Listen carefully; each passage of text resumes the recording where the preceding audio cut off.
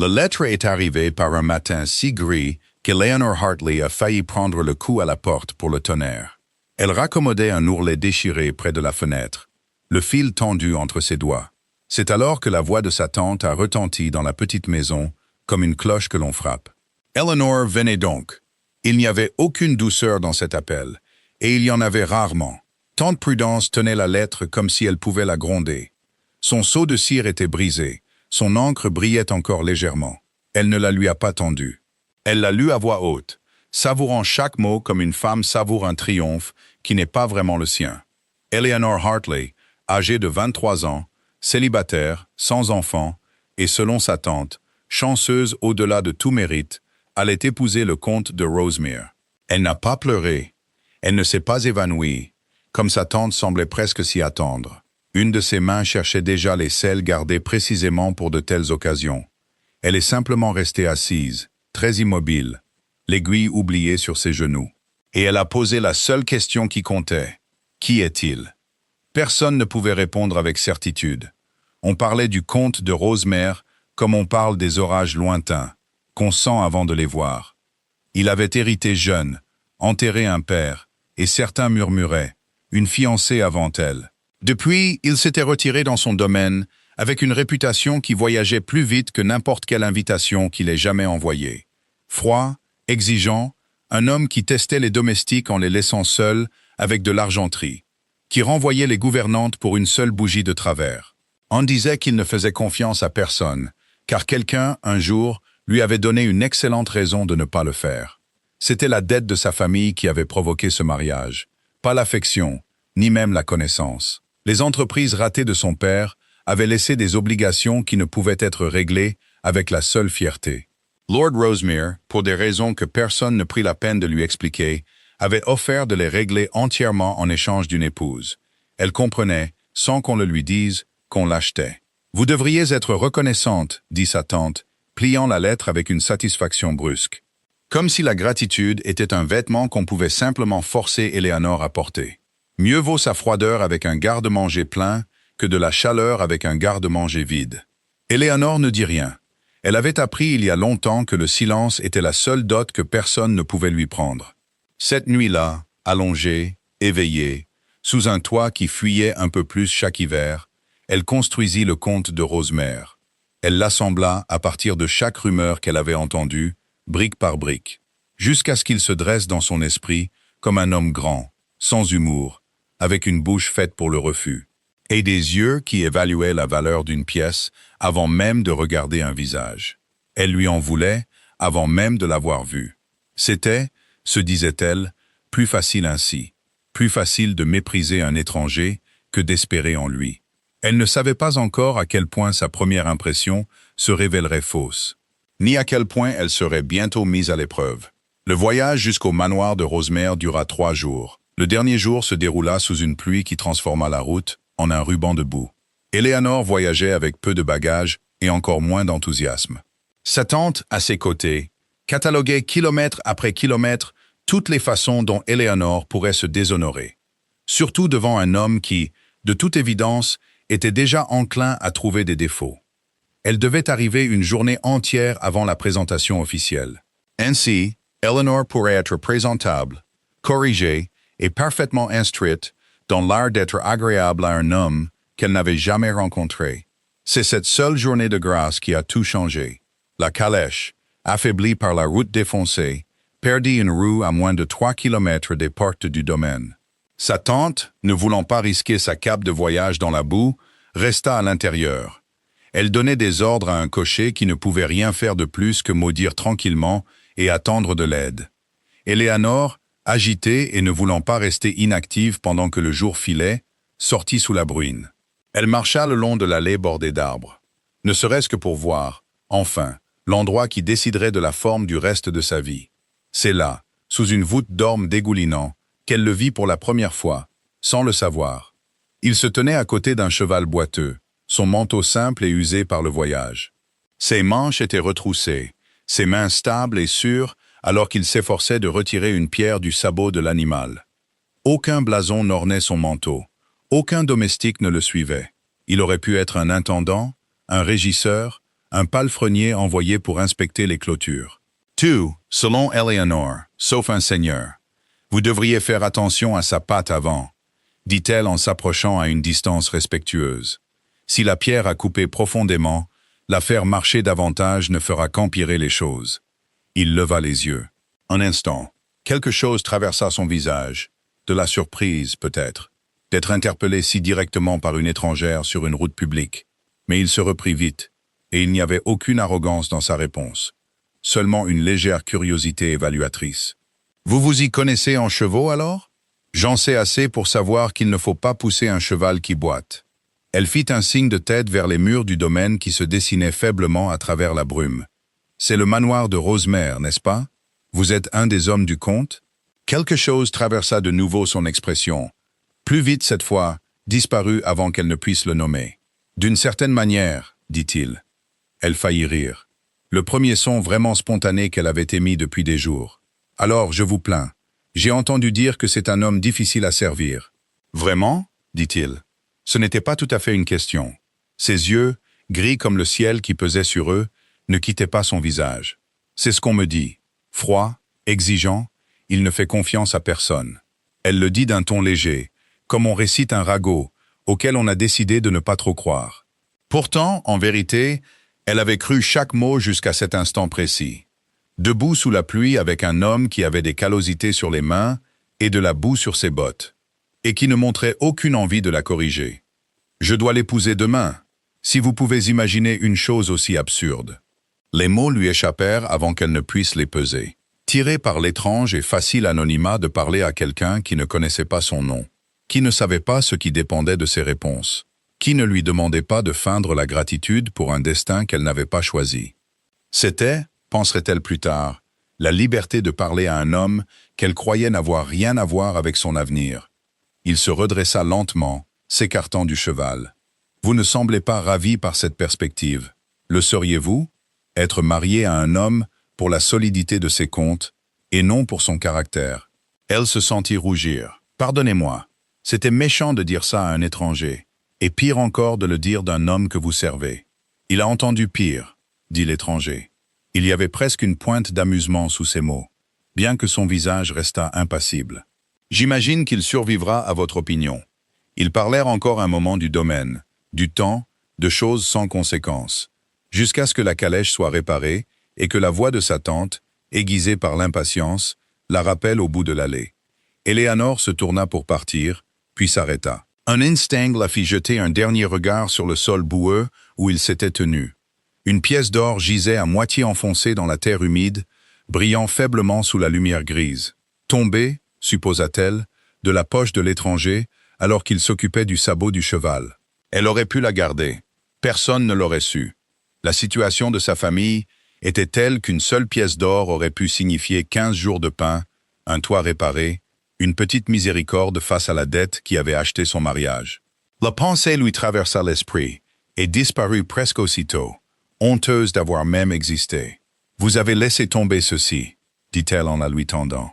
Il regarda la pièce, puis la regarda elle, pendant un long moment qu'elle ne put déchiffrer. « Gardez-la, » dit-il, « pour le mal que vous vous êtes donné avec le cheval. » Je n'ai fait que donner un conseil que vous connaissiez probablement déjà. Elle la pressa fermement dans sa paume, refermant ses doigts dessus, avant qu'il ne puisse refuser une seconde fois. Je ne serai pas payé pour mon honnêteté, monsieur. Elle ne me coûte rien à donner. Elle ne vit pas la façon dont son expression changea alors qu'elle s'éloignait. Elle ne vit pas l'immobilité qui s'empara de lui, la pièce se refroidissant dans sa main fermée. Ni ne l'entendit dire, très bas, à personne en particulier. Elle coûte à la plupart des gens énormément. Il avait voulu que la pièce soit un test. Il l'avait laissée délibérément, à moitié enfouie là où l'œil d'une femme pauvre tomberait sûrement dessus, pour voir ce qu'elle ferait, se croyant ni vue ni connue. C'était une cruauté qu'il avait pratiquée auparavant, sur des femmes de chambre et des intendants. Et une fois, de manière mémorable, sur la femme même qui aurait dû devenir son épouse 2 ans plus tôt. Une femme qui lui avait souri avec toutes les apparences de l'affection, et qui s'était servie dans son argenterie dès qu'elle avait cru que personne ne regardait.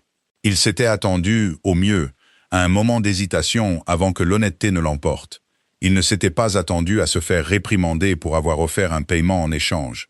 Il la regarda s'éloigner, cette étrangère qui ne savait pas qu'elle venait de passer le seul examen qui ait jamais vraiment compté pour lui. Et il sentit quelque chose bouger doucement dans sa poitrine, quelque chose qu'il pensait avoir enfermé pour de bon.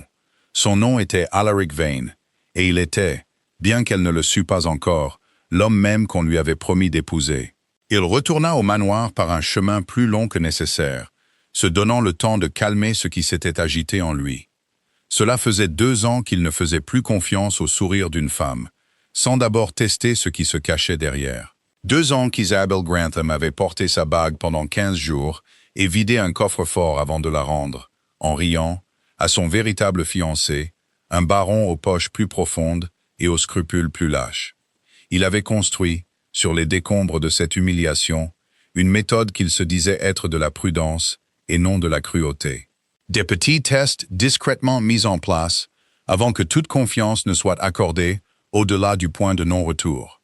Il avait fait passer le même test à une 12aine de femmes de chambre, 2 intendants, et une fois, de façon mémorable, à son propre cousin, qu'il avait si complètement échoué qu'il n'avait jamais parlé de l'incident à quiconque. Il ne s'était pas attendu à se faire gronder pour cela.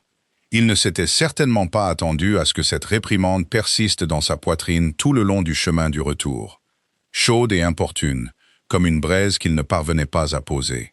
Eleanor, de son côté, passa cette même soirée à être lavée, corsetée et instruite par sa tante sur chaque détail du comportement jugé nécessaire pour s'assurer la bonne opinion d'un homme difficile. Une instruction qui semblait à Eleanor totalement hors de propos. Puisqu'elle avait déjà parlé plus honnêtement au comte de Rosemère qu'elle n'avait jamais eu l'intention de parler à quiconque, et elle pouvait difficilement imaginer que des révérences puissent défaire cela. Vous vous adresserez à lui en disant « Monseigneur » jusqu'à ce qu'il vous y invite, récitait sa tante, passant un peigne dans des cheveux encore humides de la route. Vous ne parlerez pas la première à table. Vous n'offrirez pas d'opinion à moins qu'on ne vous les demande directement, et même alors avec parcimonie. J'ai déjà enfreint toutes les règles que vous venez de me donner, dit Eleanor, à moitié pour elle-même. Et elle n'expliqua pas pourquoi elle souriait en le disant. Sa tante, l'observant cette nuit-là, alors qu'elle brossait ses cheveux avec un soin inhabituel, remarqua avec une certaine suspicion qu'Eleanor semblait presque joyeuse pour une femme faisant face à un destin si sombre. Eleanor ne dit rien de l'étranger sur la route, ni de la pièce, ni de l'étrange et inexplicable légèreté qui l'avait suivi tout le long du chemin jusqu'à la maison. Certaines choses, se disait-elle, lui appartenaient à elle seule, du moins jusqu'à ce qu'elle les comprenne mieux elle-même. La présentation officielle, organisée pour le lendemain après-midi dans le grand hall de Rosemère, avec toute la pompe froide que de telles occasions exigeaient, remplit Eleanor d'une appréhension qu'elle ne s'attendait pas à ressentir si vivement. Elle se tenait à côté de sa tante dans sa plus belle robe, raccommodée au poignet, mais assez soigneusement pour qu'elle seule le sache. Elle regardait les hautes portes au bout du hall, se préparant à l'homme sans humour et calculateur qu'elle avait si minutieusement construit dans son esprit. Quand les portes s'ouvrirent et que le comte de Rosemère entra, elle sentit le sol tanguer sous ses pieds. C'était lui, l'étranger de l'allée, l'homme au manteau simple avec de la boue sur ses bottes. Celui qui s'était agenouillé devant un cheval boiteux et l'avait laissé le gronder gentiment sur l'honnêteté et le paiement. C'était le seigneur même, dont elle avait parlé si librement, si sottement, se croyant entièrement inaudible pour quiconque d'important. Il portait maintenant de beaux vêtements, sombres et taillés avec précision. Il y avait une froideur dans son maintien qui n'était pas présente sur l'allée boueuse.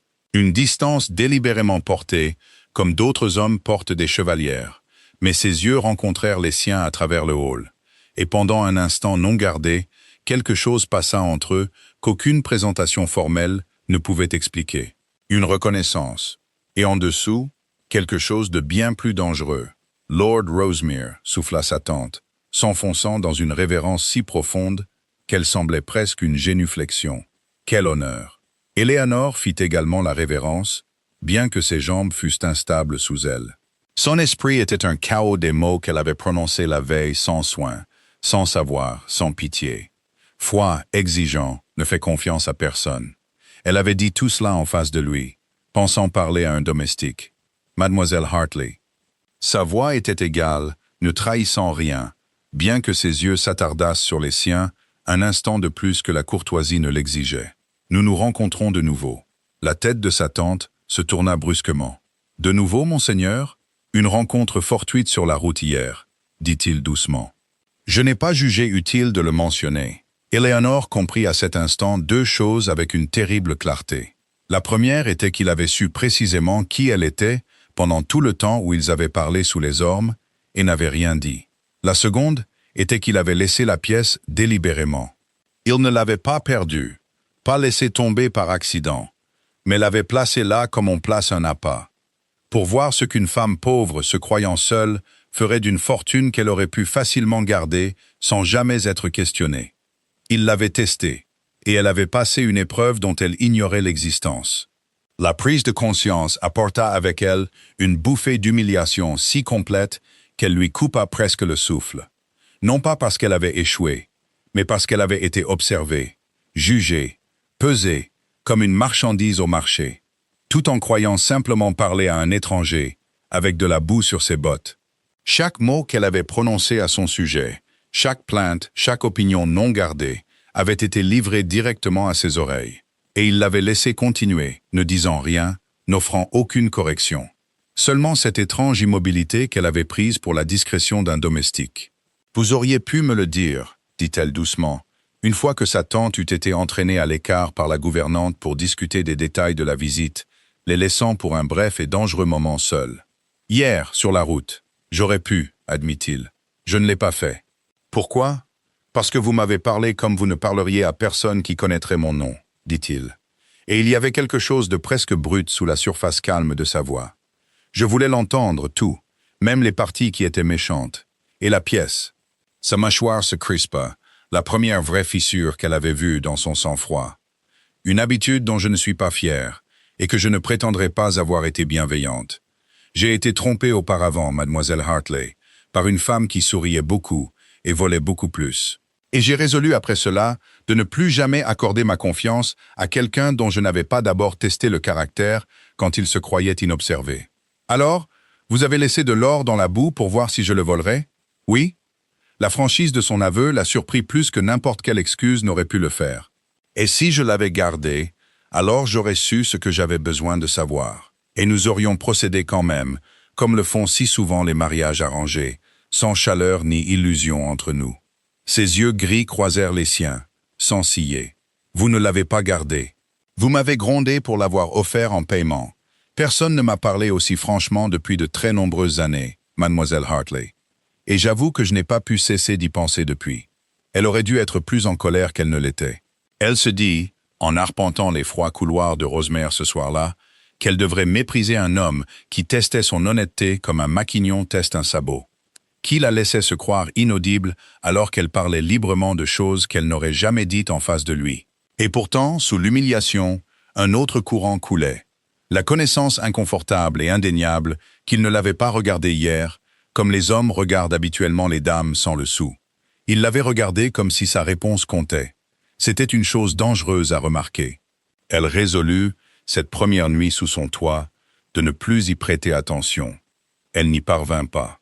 Les jours qui suivirent se déroulèrent avec une lente et prudente étrangeté qu'aucun d'eux n'avait anticipée. La cour formelle, comme l'exigeaient les mariages arrangés, était une chose rigide et sans vie.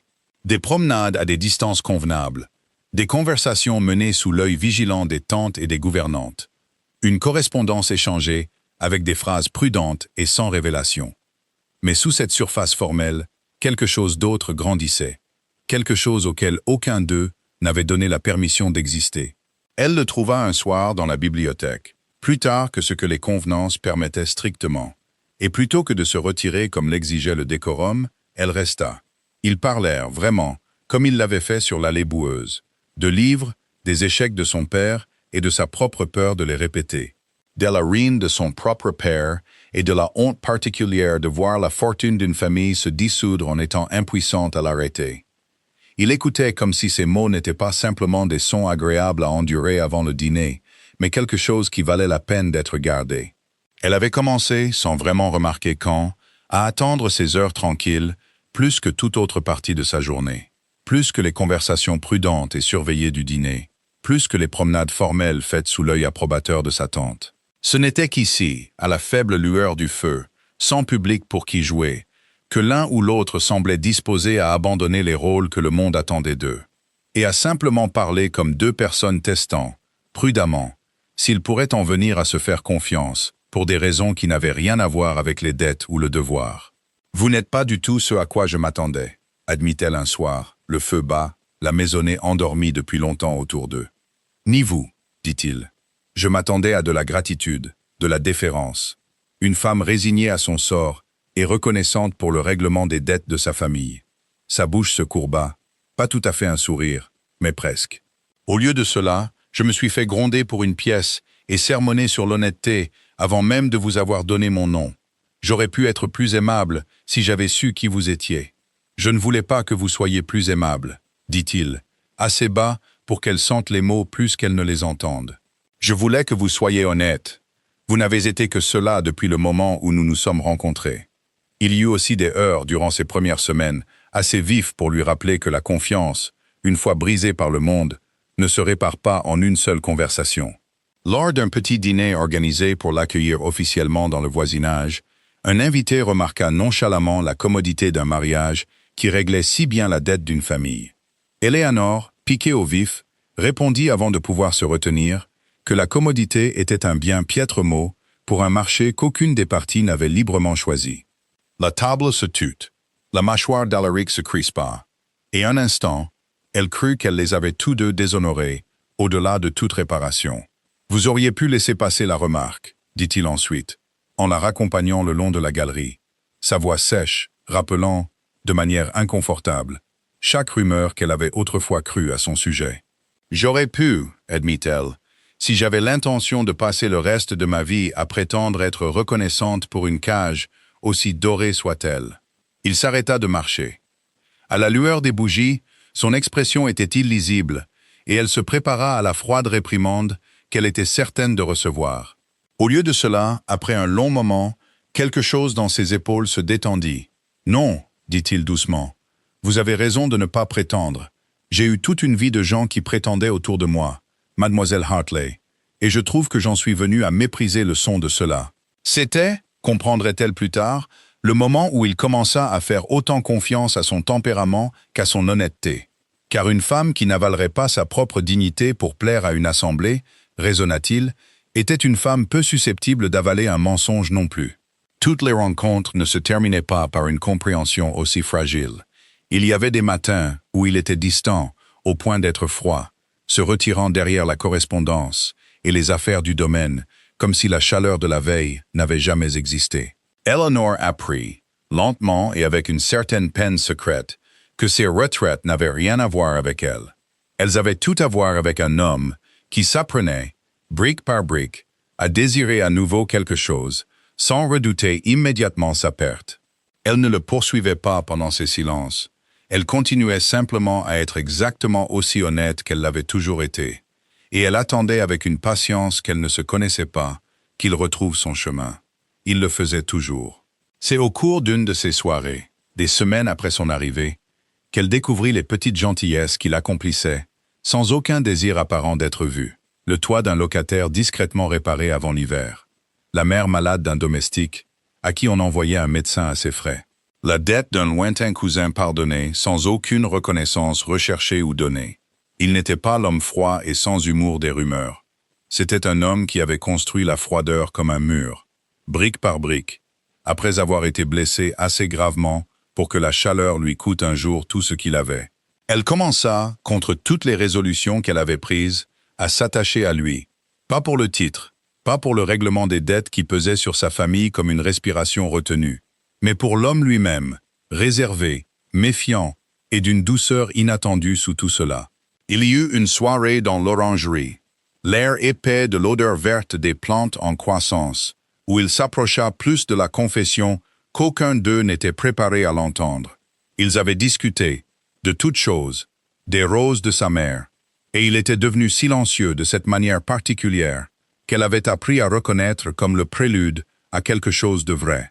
Ma mère croyait qu'un homme devait être connu par ce qu'il fait quand il n'attend aucune récompense en retour, dit-il, tournant une feuille entre ses doigts sans la regarder. Je n'ai pas compris ce qu'elle voulait dire jusqu'à ce qu'une étrangère sur une route boueuse me rende une pièce que j'avais laissée pour qu'elle la garde. et me gronde en plus de lui avoir offert un paiement. Je n'ai pensé à presque rien d'autre depuis, mademoiselle Hartley. Et cela me trouble de voir à quel point un seul après-midi a défait 2 ans de prudence minutieuse. Est-ce que cela vous trouble parce que vous le regrettez? Demanda-t-elle, très doucement. Ou parce que vous ne le regrettez pas? Il la regarda alors, et le silence qui suivit contenait plus d'honnêteté qu'aucun d'eux n'osait mettre en mots. Il ne répondit pas. Il n'en avait pas besoin. Elle lut la réponse assez clairement dans la façon dont son regard s'attarda, dans le souffle qu'il sembla retenir, puis relâcher avec un effort visible. Dans le demi-pas prudent qu'il fit en arrière, comme si mettre de la distance entre eux était la seule défense qui lui restait. « Il se fait tard, et mes roses seront encore là demain matin pour vous ennuyer davantage. » Elle le laissa se retirer, mais elle emporta la phrase inachevée avec elle, en montant les escaliers cette nuit-là. La retournant comme on retourne une pièce trouvée dans la boue, s'interrogeant sur sa valeur, et si elle osait la garder. Une assemblée locale tenue au domaine voisin d'Ashford, quelques semaines après son arrivée, mit à l'épreuve la fragile compréhension qui grandissait entre eux, d'une manière que ni l'un ni l'autre n'avait anticipée. Eleanor, encore peu habituée aux cruautés particulières de la société polie, se retrouva assise à souper à côté d'une matrone qui prenait un plaisir évident à réciter, sur un ton juste assez fort pour être entendu, les sommes que sa famille devait avant que l'intervention du comte ne les règle. Les têtes se tournèrent. Un vague d'amusement parcourut la table, discrète mais indubitable, et Éléonore sentit la vieille chaleur familière de l'humiliation monter à ses joues. La même chaleur qu'elle avait ressentie 100 fois dans 100 salons depuis la ruine de son père. La chaleur d'être réduite à une somme d'argent plutôt qu'à une personne. À une autre époque de sa vie, elle s'en serait peut-être effacée, se serait faite plus petite, aurait ri avec les autres pour s'épargner d'être davantage remarquée.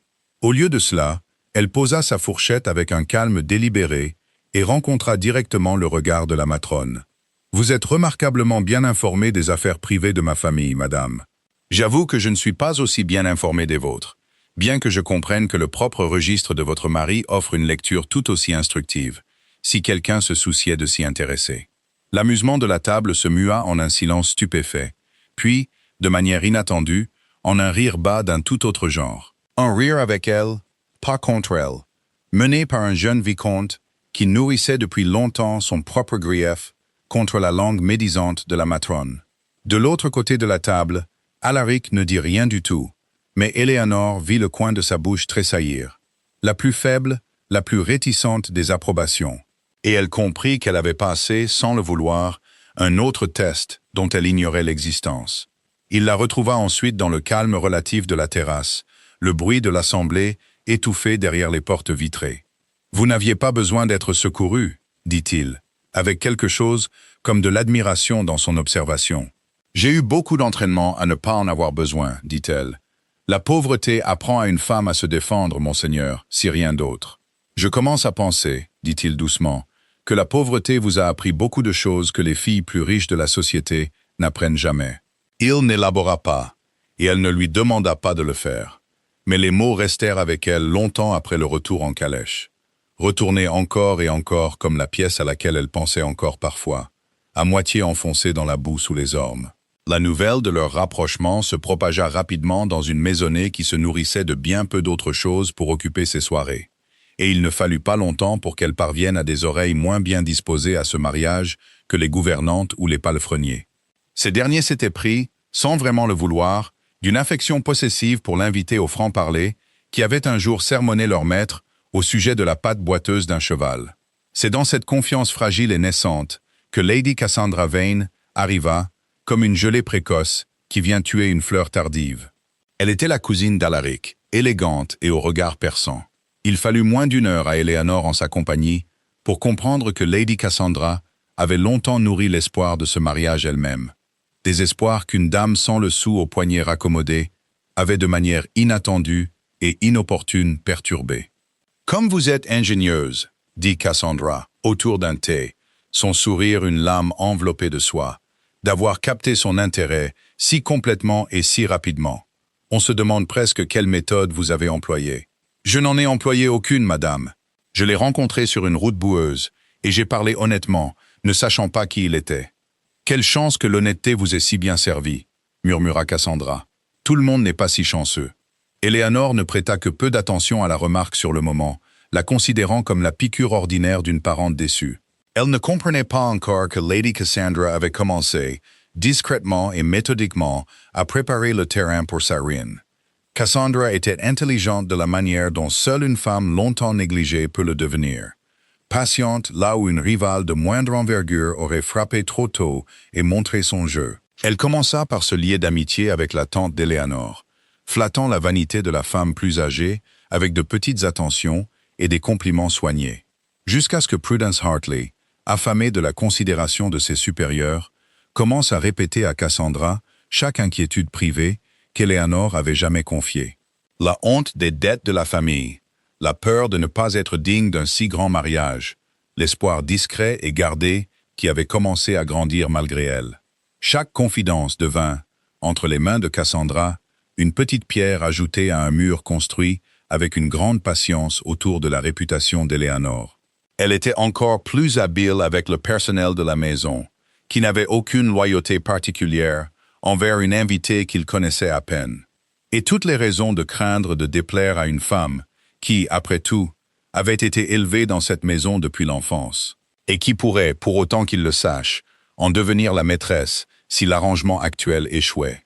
Une pièce par-ci, une suggestion chuchotée par-là, et bientôt l'histoire d'une broche manquante trouverait un terrain fertile déjà labouré et en attente.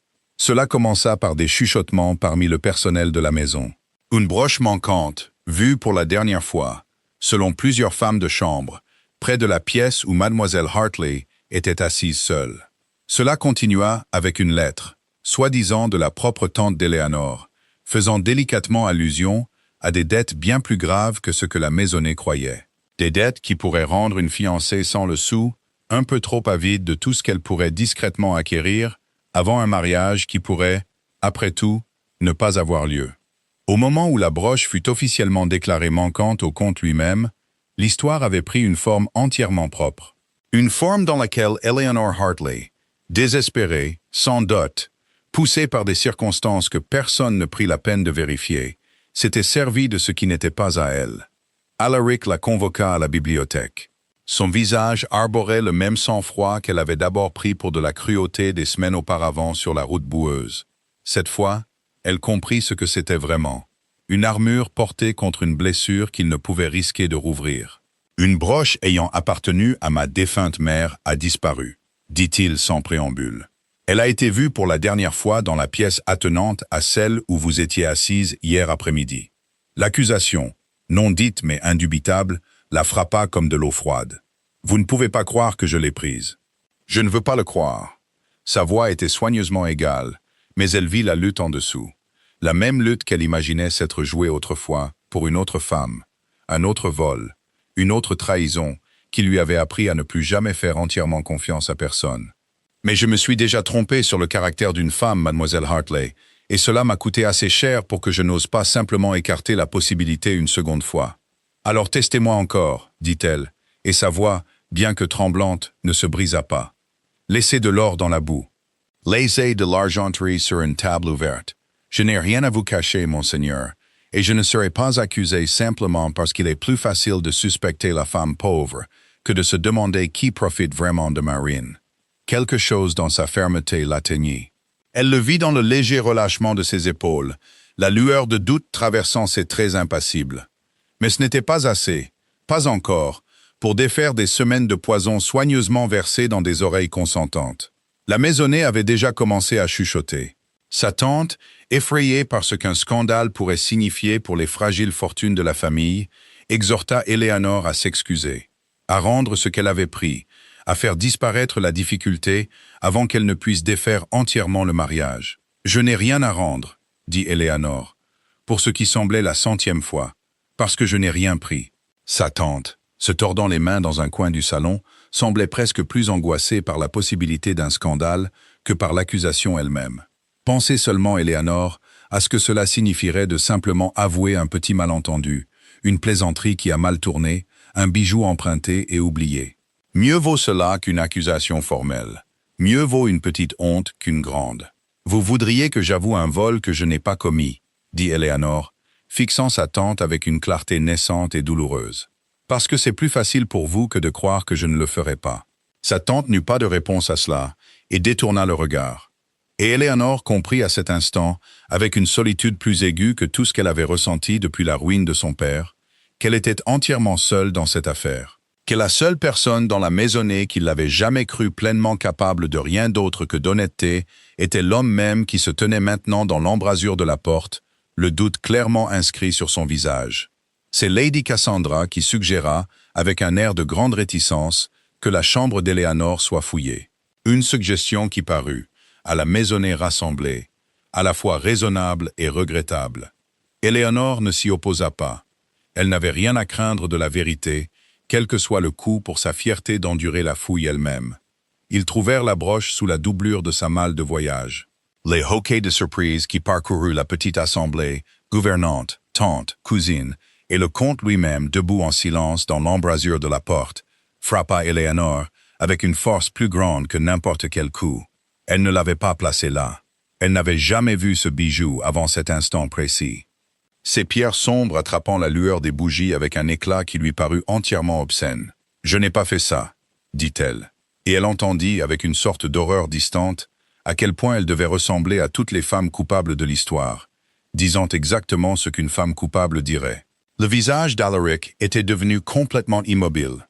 La froideur dont elle se souvenait de leur première vraie rencontre s'installa de nouveau sur lui.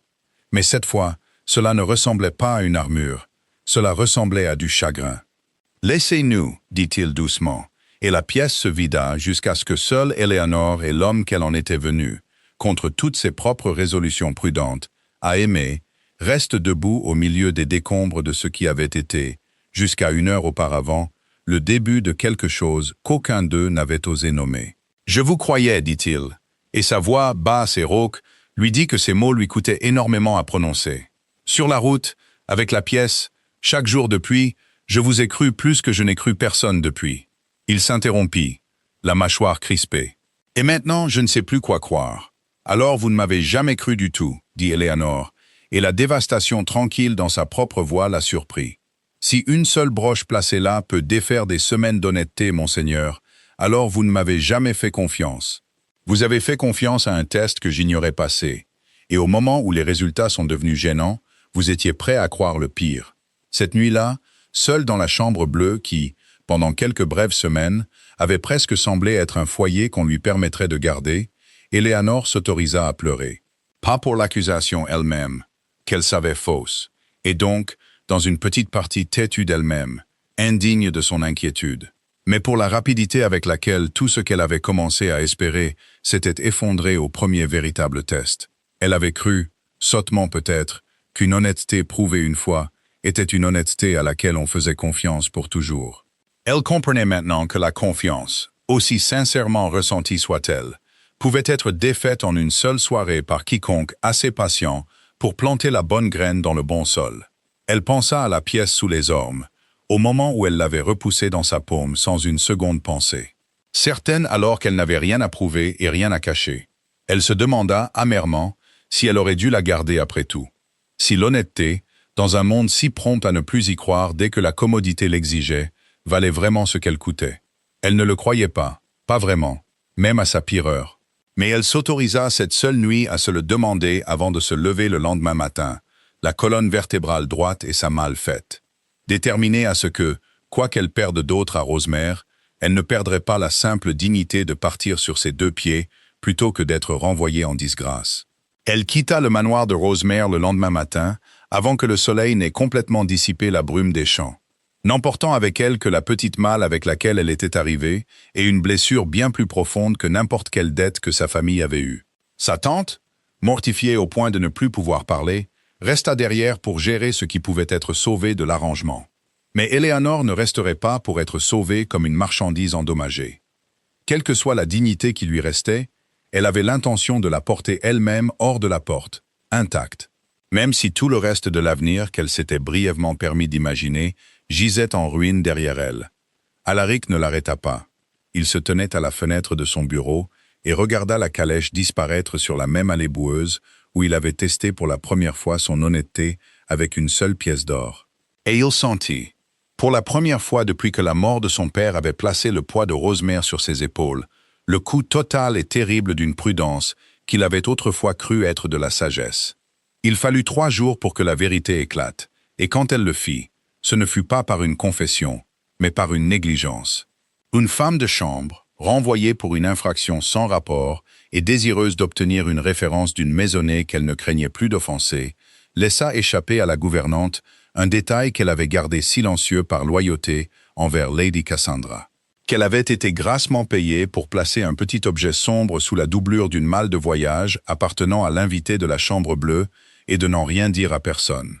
La gouvernante, une femme de long service et de peu de patience pour l'injustice commise sous son toit, porta l'affaire directement au comte.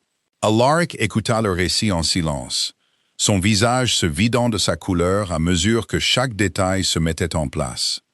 Le moment des chuchotements, la broche commodément découverte, l'empressement avec lequel sa cousine avait suggéré la fouille qui ruinerait une femme qu'elle n'avait jamais pardonnée pour le crime d'être aimée. Quand la gouvernante eut terminé, il n'entra pas en fureur. Bien que le personnel de la maison dirait plus tard que son silence à ce moment-là était plus effrayant que n'importe quel cri aurait pu l'être. Pendant 3 jours, le manoir de Rosemère lui avait semblé une maison vidée de sa couleur. Il s'était dit dans les heures qui suivirent le départ d'Éléanore que le temps réglerait l'affaire, que la broche referait surface éventuellement parmi les affaires mal rangées d'une femme de chambre, que son doute avait été raisonnable compte tenu de tout ce qu'il avait souffert auparavant. Mais la raison, découvrit-il, était un piètre substitut au silence qui s'était installé dans la maison en son absence. Un silence qui ne ressemblait plus à la paix qu'il avait autrefois cultivée si soigneusement, mais à un vide qu'il ne se savait pas capable de ressentir jusqu'à ce qu'il arrive. Il se surprit plus d'une fois à se diriger vers la bibliothèque le soir, par pure habitude, s'attendant à la trouver là, avec un livre ouvert sur ses genoux et une vérité simple et peu flatteuse, prête sur sa langue. Il se surprit aussi, debout à la fenêtre de son bureau, à regarder l'allée où sa calèche avait disparu, comme si regarder assez longtemps pouvait la faire revenir. C'est le rapport de la gouvernante qui brisa finalement l'immobilité, et quand il vint, il brisa aussi quelque chose en lui. Il confronta Lady Cassandra, ce même après-midi dans la bibliothèque même, où il avait autrefois écouté Éléanore parler de la ruine de son père, avec une franchise qu'il avait trouvée plus précieuse que n'importe quelle dot. Cassandra nia pas longtemps. Confrontée au récit de la femme de chambre et à l'attention froide et inébranlable du comte, son sang-froid se brisa en quelque chose de bien plus laid que la déception élégante qu'elle avait affichée pendant des semaines. Vous auriez jeté cette maison, ce nom, pour une personne sans le sou qui a attiré votre regard sur une route boueuse, dit-elle, sa voix aiguë d'une amertume qu'elle ne prenait plus la peine de dissimuler. J'ai fait ce qui était nécessaire. Vous avez fait ce qui était cruel, dit-il, à une femme dont le seul tort était de refuser d'être tentée par ce qui n'était pas à elle. Une vertu, cousine, que vous auriez profité à apprendre vous-même. Il lui donna 1 semaine pour quitter Rosemère de façon permanente. Sa pension fut réduite, mais pas entièrement supprimée, car même dans sa fureur, il n'était pas un homme enclin à la ruine inutile. Bien que la gouvernante avouerait plus tard qu'elle ne l'avait jamais vu parler si peu et si froidement à une âme vivante qu'il ne le fit à sa cousine, pendant l'heure qu'il lui fallut, pour rassembler ce qu'elle avait l'intention d'emporter. Puis il demanda son cheval le plus rapide, et partit, sans escorte, sans cérémonie, le long de la route même où une rencontre fortuite sous des ormes dégoulinants lui avait montré pour la première fois une femme qui le grondait gentiment pour avoir offert un paiement en échange de l'honnêteté. Le trajet fut long et le temps ne lui fut pas favorable. De la pluie encore. La même pluie froide et implacable qui était tombée le jour de leur rencontre, comme si le ciel lui-même insistait pour le ramener au début des choses. Il ne s'arrêta pour se reposer que le strict nécessaire pour le cheval. Il pensa, pendant les longues heures en selle, à chaque moment qu'il aurait pu choisir différemment. La fouille qu'il avait autorisée, le doute qu'il n'avait pas combattu assez fort pour maîtriser, le silence qu'il avait gardé à la fenêtre pendant que sa calèche disparaissait sur l'allée. Il pensa aussi aux mots qu'elle avait adressés à un étranger qu'elle croyait indigne de son attention. Des mots offerts librement parce qu'elle croyait qu'aucune conséquence ne s'en suivrait. Qu'elle souhaitait seulement être connue honnêtement et être crue honnêtement en retour. Il lui avait manqué dans la seule chose qu'il prétendait valoriser par-dessus tout. Il avait l'intention, si elle lui en donnait ne serait-ce que la chance, de passer le reste de sa vie à s'assurer de ne plus jamais lui manquer en cela. Il la trouva à 3 jours de voyage de Rosemère, dans la petite maison qui fuyait, où elle avait grandi en se croyant non désirée, banale, et destinée à un mariage construit sur rien de plus chaleureux que des dettes réglées. Elle était dans le jardin quand il arriva. De la boue sur les mains après s'être occupée des légumes qui, cet hiver comme chaque hiver, ferait la différence entre le confort et la faim pour la petite maisonnée de sa tante. Un détail qui le frappa, l'observant de sous les mêmes ormes qui semblaient les suivre tous les deux, comme un portrait plus honnête d'elle que n'importe quelle salle de bal n'aurait jamais pu l'offrir. Elle se redressa quand elle le vit, la lassitude durcissant immédiatement son expression. Bien qu'il vît aussi en dessous la lueur de quelque chose qu'elle ne pouvait entièrement réprimer.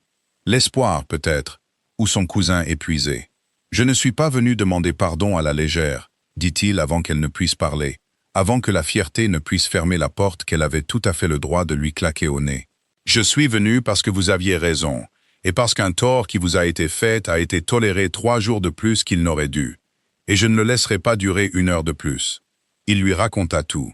La confession de la femme de chambre, la jalousie de Cassandra, soigneusement nourrie jusqu'à la cruauté. La vérité à laquelle il aurait dû faire confiance dès l'apparition de la broche. S'il s'était seulement souvenu que la même femme qui l'avait grondé pour une pièce d'or n'était pas une femme capable du vol dont elle était accusée. « J'ai testé votre honnêteté une fois, dit-il, et vous avez passé une épreuve que vous ne saviez pas que vous passiez. Puis j'ai échoué au même test moi-même quand c'était vous qui aviez besoin qu'on vous fasse confiance, et j'ai laissé le doute l'emporter là où la certitude aurait dû prévaloir. Je ne vous demande pas de pardonner cela facilement. Je demande seulement que vous me laissiez essayer de le mériter. » Éléonore le regarda pendant un long moment. L'homme qui s'était un jour agenouillé dans la boue pour un cheval boiteux, qui avait construit des murs de chagrin et les avait appelés sagesse, qui avait chevauché 3 jours sans repos dès qu'il avait appris qu'il lui avait fait du tort.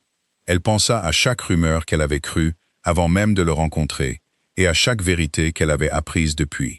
Et elle comprit avec une clarté qui apaisa quelque chose de longtemps agité dans sa poitrine, que l'homme devant elle maintenant ne ressemblait en rien au seigneur froid et sans humour qu'elle avait autrefois construit de rien d'autre que de la peur. « Vous m'avez laissé partir, » dit-elle doucement. « Vous étiez à cette fenêtre et vous m'avez laissé partir.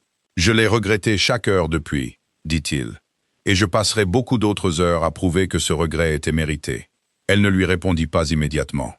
Elle le laissa se tenir là, dans le petit jardin boueux de sa tante, sous un ciel aussi gris que celui qui les avait réunis pour la première fois.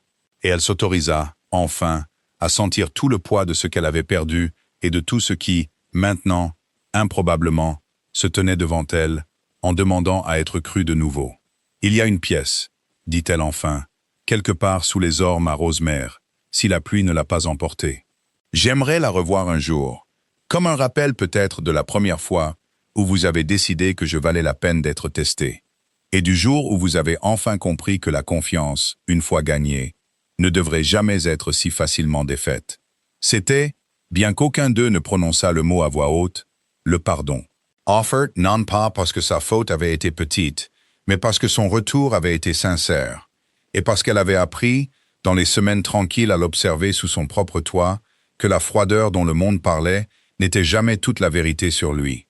Elle retourna avec lui à Rosemère 3 jours plus tard. Non pas comme une femme discrètement réintégrée, mais comme une femme qui avait l'intention d'être reçue avec la pleine vérité exposée devant la maisonnée qui avait si facilement douté d'elle.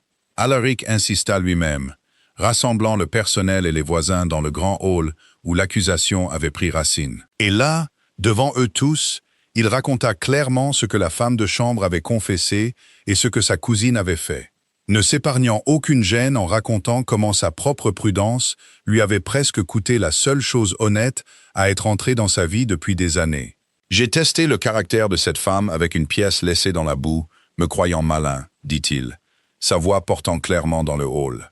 Et elle m'a appris, en refusant d'être payé pour une simple honnêteté, plus sur ce qu'est le vrai caractère que n'importe quel test que j'aurais pu concevoir. Quand elle a été lésée dans cette maison, j'ai laissé le doute prévaloir là où la certitude aurait dû être. Je ne ferai plus cette erreur, et je veux que chaque personne sous ce toit comprennent clairement que mademoiselle Hartley quitte ce hall avec son nom entièrement restauré et avec mon plus profond regret d'avoir jamais laissé qu'on le remette en question. La gouvernante pleura ouvertement. Même les palefreniers rassemblés au fond du hall, par une loyauté qu'on ne leur avait pas demandé de montrer, murmurèrent leur approbation. La tante d'Éléanore, châtiée et discrètement honteuse, ne dit rien du tout. Bien qu'elle prit la main d'Éléanore ensuite avec quelque chose qui aurait pu enfin être un sentiment sincère plutôt qu'un calcul. Dans les semaines qui suivirent, Alaric la courtisa convenablement pour la première fois. Non pas par des tests ou des épreuves ou une observation attentive derrière un masque de vêtements simples, mais ouvertement comme un homme courtise une femme qu'il a l'intention d'épouser parce qu'il l'a choisie, et pas seulement arrangée. Il lui apporta des livres qu'il pensait qu'elle pourrait apprécier et s'assit avec elle pendant qu'elle les lisait, ne demandant rien d'autre que sa compagnie en retour. Il se promena avec elle chaque matin le long de l'allée même où ils s'étaient rencontrés pour la première fois. Et lors d'une de ces promenades sous les mêmes ormes dégoulinants, il s'agenouilla dans la boue sans le moindre souci pour son beau manteau. Et il lui demanda, avec des mots entièrement siens, et non ceux de l'arrangement de son père, si elle consentirait à être sa femme, non par nécessité, mais par choix. « Je crois que j'ai déjà accepté cela il y a quelques semaines, » dit-elle, riant à travers des larmes soudaines. « Bien que j'avoue que la deuxième demande est bien plus bienvenue que la première. La première était un marché, » dit-il en se relevant et en prenant ses mains dans les siennes. « Ceci est une requête. Je trouve que je préfère de loin être celui qui demande. » Ils se marièrent cet automne-là dans la petite chapelle de pierre de Rosemère, sans la grande cérémonie que sa tante avait autrefois imaginée pour un mariage si avantageux, et avec toute l'honnêteté tranquille qui les avait réunis en premier lieu. Lady Cassandra n'assista pas. Le personnel de la maison, sans exception, pleura. La gouvernante la plus forte de tous, s'étant prise d'une affection féroce pour la dame qui avait refusé une fortune en or, plutôt que de compromettre la confiance d'un étranger. La tante d'Éléanore pleura aussi, bien que pour des raisons plus compliquées que la pure joie. Et dans un moment de calme avant le début de la cérémonie, elle prit les mains d'Éléanore et dit, avec plus d'humilité qu'Éléanore n'en avait jamais entendu de sa part, qu'elle était désolée. Désolée pour les années passées à rappeler à Éléanore sa pauvreté, comme si c'était une dette due plutôt qu'un malheur subi. Pour la facilité avec laquelle elle avait un jour préconisé une fausse confession plutôt qu'une vérité difficile. Éléanore, qui avait décidé depuis longtemps que s'accrocher à de vieilles rancunes coûtait plus que cela ne rapportait, lui pardonna simplement et sincèrement. La chapelle elle-même était assez petite pour que chaque visage à l'intérieur lui soit connu, ce qui convenait bien mieux à Éléanore que le mariage dans une grande cathédrale que sa tante avait autrefois imaginé pour un mariage si avantageux. La lumière du soleil, assez rare cet automne-là, perça à travers les fenêtres étroites, juste au moment où elle atteignit l'hôtel. Et Alaric, la regardant marcher vers lui dans une robe bien plus simple que ce que la mode exigeait, mais entièrement choisie de sa propre main, arborait une expression qu'elle n'avait jamais vue sur le comte froid et exigeant de Rosemère, dont le comté l'avait prévenu, ouverte, sans défense et complètement bouleversée. « Vous êtes certaine, » murmura-t-il alors qu'elle l'atteignait, « que vous ne préféreriez pas une pièce laissée quelque part de pratique, un dernier test avant de vous engager entièrement. » « J'ai eu bien assez de tests, monseigneur, » dit-elle, le rire perçant à travers la solennité du moment, malgré ses meilleurs efforts pour le contenir. « J'aimerais, à partir de ce jour, simplement être cru. Alors cru vous serez, dit-il, aussi longtemps que je vivrai, et avec joie. » Alaric fit monter la pièce dans un petit médaillon, celui qu'Éléanore porta par la suite, près de son cœur. Non pas comme un rappel de la suspicion, mais comme un témoignage de la seule vérité qui avait tout construit entre eux. Que l'honnêteté, librement donnée et justement reconnue, valait plus que n'importe quelle dot qu'une famille pouvait offrir, ou n'importe quel titre qu'un homme pouvait conférer. Et les soirs tranquilles, longtemps après que la maisonnée se soit calmée et que les feux aient baissé, elle le surprenait parfois à la regarder avec le même regard attentif et scrutateur qu'il avait eu sur cette première route boueuse. Ne l'attestant plus, mais s'émerveillant simplement encore qu'une femme qui ne lui devait rien se soit un jour agenouillée dans la boue et lui ait rendu une fortune, ne demandant rien en retour que la simple dignité d'être crue. C'était, ils en convinrent, le plus véritable héritage que l'un ou l'autre recevrait jamais. Pas l'or, pas la terre, Pas même le titre qui avait autrefois semblé définir toute la forme de son avenir, mais la connaissance rare et durement acquise qu'ils avaient trouvée l'un en l'autre. Une confiance qu'aucun test, aussi cruel soit-il, et aucun mensonge, aussi soigneusement préparé soit-il, ne pourrait jamais entièrement défaire. Des années plus tard, quand leur propre fille fut assez grande pour demander pourquoi sa mère portait une pièce si simple si près de son cœur, alors que des bijoux plus fins restaient intacts dans un coffret à l'étage, Éléanore lui racontait l'histoire. L'histoire d'une allée boueuse, d'un cheval boiteux et d'un étranger qui avait essayé, maladroitement, et à cause d'une vieille blessure qu'il n'avait pas encore appris à lui confier, de mesurer sa valeur en or avant de comprendre que la valeur ne pouvait jamais vraiment être mesurée ainsi. Elle lui racontait aussi les semaines où le doute avait failli tout leur coûter, et l'histoire de l'homme qui avait chevauché 3 jours sans repos pour réparer un tort dès qu'il l'avait compris pour ce qu'il était. Demandait sa fille, les yeux écarquillés. Car les vieilles rumeurs sur la réputation glaciale du comte de Rosemère persistaient encore faiblement dans le comté, adoucies maintenant en quelque chose de plus proche de la légende que de l'avertissement. Il était silencieux, disait Éléanore, souriant vers la fenêtre où, le plus souvent, on pouvait trouver Alaric, les observant toutes les deux, avec le même regard scrutateur et attentif qu'il avait posé sur elle pour la première fois sous les ormes. Être silencieux n'est pas la même chose qu'être froid, ma chérie. Cela signifie seulement qu'un homme a appris à choisir sa chaleur avec soin et à la garder pour ceux qui l'ont honnêtement mérité. Et sur le manteau de la cheminée de la pièce, qui avait autrefois été celle de sa mère, à côté du petit médaillon qui ne quittait jamais le cou d'Éléanore, se trouvait une seule pièce d'or, ternie maintenant par l'âge et les manipulations, gardée non pas comme un symbole du test qu'elle avait été, mais de la confiance qui avait grandi lentement et honnêtement à la suite de ce test. La preuve, pour quiconque se souciait de le demander, que le plus véritable héritage qu'une personne pouvait offrir à une autre n'était pas une fortune pesée et mesurée, mais un caractère librement donné et, avec le temps, pleinement cru.